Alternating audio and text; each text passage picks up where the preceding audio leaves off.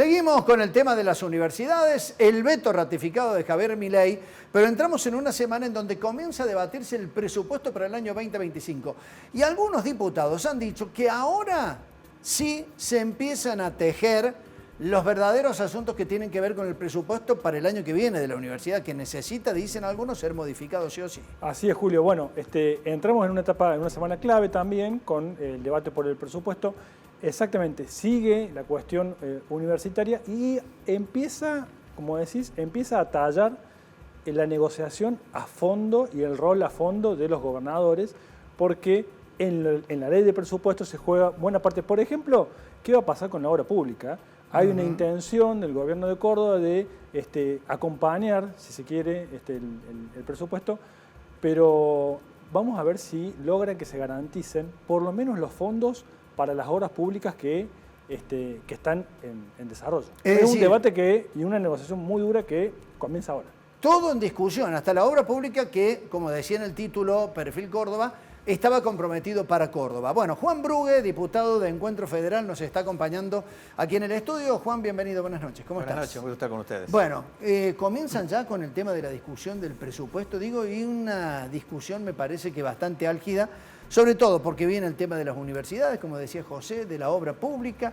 ¿Hay alguna estrategia para esto? ¿Cómo es la pelea? Bueno, la idea, primero con el tema universitario, desde el bloque nuestro hemos solicitado formalmente que sea citada a la Comisión de Presupuesto, invitado el Consejo Interuniversitario, para que vengan justamente sus autoridades a exponer y bueno, poner claro sobre oscuro en todas estas cuestiones de las auditorías sí, de las auditorías no, de los gastos de infraestructura, de los gastos de investigación, de extensión, los sueldos de los docentes, o sea, todo, digamos, discutir en el ámbito que corresponde, ¿no? Que son con todos los diputados en la Comisión de Presupuesto y decir, bueno, que obviamente ya han adelantado todos los rectores de que lo que está presupuestado prácticamente no llega ni el 50% de lo que se necesita para el año 2025, incluso algunos han aventurado de que no van a poder abrir algunas unidades académicas, ¿no?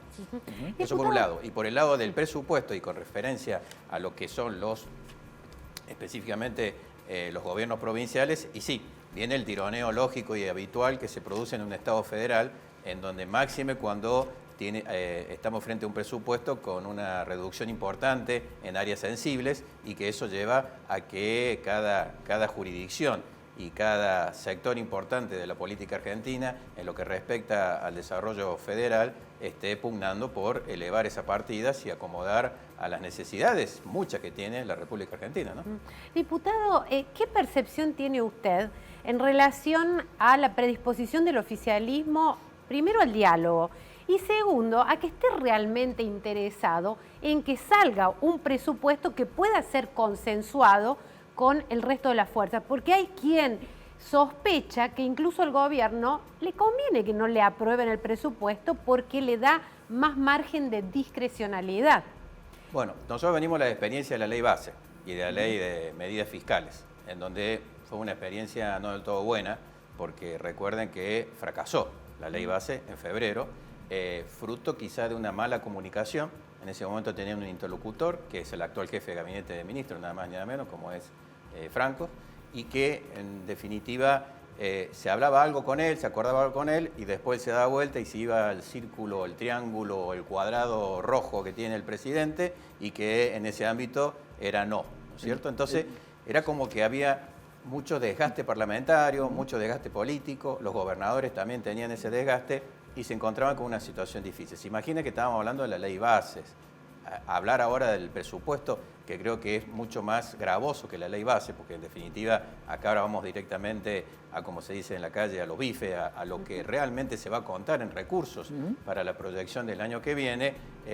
Tenemos esa duda. ¿Quiénes son los interlocutores base? Y sobre todo, el ministro de Economía. O sea, ¿cómo puede ser que en ninguna parte del mundo el ministro de Economía se aleja de ir a dar explicaciones? Supuestamente lo ha armado él, lo ha hecho él en conjunción con el presidente. Por eso cuando a mí me preguntaron qué opinaba que el presidente fuera a presentar al Congreso el presupuesto, lo primero que dije, quiere cuidar su ministro, porque si no, el que tiene que ir es el ministro de Economía. Y pasó. Vieron que el ministro de Economía dijo que no quiere ir. Vamos a ver ahora porque tiene una citación para que vaya a la comisión. Tampoco presentó el presupuesto, diputado. Ni tampoco ¿Cuándo presentó fue? el presupuesto, que es lo que corresponde. O sea, Claro. tampoco presentaban la ley base, a ver, seamos sinceros. En la ley base mandaron siempre funcionarios de segunda línea, salvo el ministro Franco, que fue el que dio las líneas generales de lo que consistía la ley base. Entonces, en ese esta esquema, falta- el esta falta de tridente de comunicación- hierro, ese tridente de hierro sigue más fuerte que nunca, digamos. Y me imagino que sí, yo no estoy cerca de ahí, pero me imagino que sí, porque el Congreso necesita interlocutores, el pueblo argentino necesita reglas claras, que no las hay, necesita un plan de gobierno, necesita un plan económico que tampoco está claro, porque hoy algunos dicen, che, el dólar sigue bajando, uno dice, es una muy buena noticia, y otro dice, no, es una pésima noticia, ¿no? Entonces, estamos frente a una situación que es difícil. La famosa meca del déficit cero justifica lo injustificable y estamos en situaciones que realmente están afectando la dignidad de las personas. O sea, el tema de educación no es, digamos, el número uno. Tenemos tema de salud, importantísimo, el tema del Garrahan, que es un tema que para los que conocemos lo que es la influencia de ese hospital a nivel latinoamericano que se esté poniendo en cuestión. Y bueno, y los compromisos de los gobiernos provinciales que cada día la realidad le golpea fuerte con menos recursos y que ahora la manta corta, como le llamo yo, se va a tapar el pecho y va a destapar los pies, ¿no? ¿Qué espera Córdoba? Bueno, nosotros, como siempre hemos hecho, vamos a discutir todas aquellas partidas presupuestarias que impactan sobre la provincia. Estamos en consonancia, por supuesto, con el gobernador. El tema de la obra pública es fundamental. Bueno. No se olviden de que nosotros tenemos una provincia que es demandante en obra pública y que la obra pública cumple un rol importantísimo en la descentralización de lo que es no solamente la función del gobierno, sino en el sistema productivo. Nosotros tenemos una provincia productiva y la infraestructura y las obras públicas son necesarias para que el aparato productivo pueda avanzar, pueda sacarse y pueda llevarse a los mercados que demandan, ¿no? Entonces, todas esas cuestiones son necesarias, la cuestión energética también para nosotros es fundamental, y el tema del transporte, ¿no? Esto de la nueva propuesta de la liberalización o de regulación del transporte público, que a mí me parece como que es como mucho, digamos, en un esquema en donde tenemos el 8º territorio más grande del mundo, en donde el transporte es fundamental. Recuerden en el gobierno de Macri que Macri apostó por los aviones, ¿no? Entonces, y bueno, mejoró los aeropuertos, eso hay que decirlo, nuestros aeropuertos se equiparon a una altura importante, abrió nuevas líneas de rutas aéreas que permitió conectar mejor el país. Bueno, ¿cuál es el plan que tiene el gobierno nacional en esta materia? No lo tiene, es liberalizar y dejar que el sector privado haga lo que sea. Es como que están queriendo aplicar la frase lo público es malo, lo privado es bueno, y esa frase como tal no es lógica, porque hay cosas públicas que son buenas y cosas privadas que son malas. Diputado, yendo al estilo de trabajo y de debate del oficialismo, que se mueve mucho con Veto y DNU, hay una serie de proyectos para limitar justamente los decretos de necesidad y urgencia y ponerlos en otro plano, para que trabaje el Congreso, básicamente. ¿Qué están viendo y qué expectativas les genera esto de poder limitar los DNU? Bueno, después del decreto, digamos, de la sesión que tuvimos en donde fue convalidado el decreto sobre el tema del financiamiento universitario, en esa misma sesión se tomaron dos decisiones importantes. Primero, emplazar al ministro para que vaya a la Comisión de Presupuestos, y segundo, emplazar a la Comisión de Asuntos Constitucionales para que trate todos los proyectos de modificación de la ley 26.122, que es la ley justamente que regula lo que es el procedimiento de la Comisión Bicameral para los DNU y los decretos de delegación. Yo personalmente, en el día de la fecha, con 4 constitucionalistas que aportan, yo soy constitucionalista, pero bueno, busqué a constitucionalistas amigos, hemos presentado también otro proyecto de ley para ser tenido en consideración, y en 3 sesiones, o sea, en 3 reuniones de comisión, o sea, en 3 semanas subsiguientes, tiene que haber despacho, o sea, que tiene que haber un dictamen de modificación, en donde vamos por la validez temporal de los decretos de necesidad de urgencia. Tienen que tener caducidad, Brasil lo tiene, 60 días como máximo, Europa lo tiene.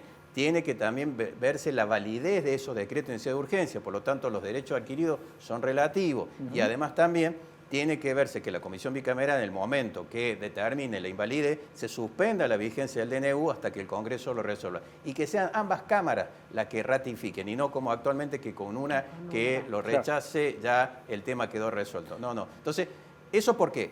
no es contra el presidente esto, sino que es lo que corresponde conforme a la Constitución. Quien propuso el proyecto de ley en el 2006 se apartó del criterio de la Constitución. Por lo tanto, esa ley, para muchos constitucionalistas, adolece de inconstitucionalidad, que es lo que queremos mejorar nosotros. Para repasar los tiempos, la expectativa es dictamen este mes y a lo mejor media sanción para fin de año. Así es, la idea es avanzar en el proyecto. Hay muchos proyectos presentados. Hay 11, 15, sí, creo. Fácil 15 hay, más el mío que ahora se incorporan, deben ser 16, en donde muchos coinciden en la línea que yo le mencioné recién. Diputado, ¿qué va a pasar con la diputada Torres después de su ausencia en la sesión donde se trató la ley de financiamiento educativo y el veto del presidente? Va a seguir continuando en sus funciones, es diputada como yo. ¿Hizo ruido en el bloque? No, ella presentó certificados médicos que se encontraba enferma y con una enfermedad de las características del COVID, que bueno, que tiene sus criterios de aislamiento. Pero para nosotros, fue una lamentable ausencia, pero no digamos voluntaria, entendemos nosotros, sino forzada por las circunstancias de salud. Pero más de eso, yo no le daría más connotación que eso. Bueno, hubo otro diputado que también estuvo mal y que se murió, que es el diputado del Stephanie, PRO, sí, sí. que lamentablemente tampoco pudo ir por su ya cuadro de hace muchos años de problema de cáncer, que terminó falleciendo. O sea, que varios tenían problemas de salud que se ausentaron. Habría que preguntarle a aquellos que no tenían problemas de salud que se ausentaron, ¿no? Eso sí. Brugge, respecto al tema de las universidades, comienzan a discutir ahora el presupuesto. ¿Qué puede llegar a pasar con eso?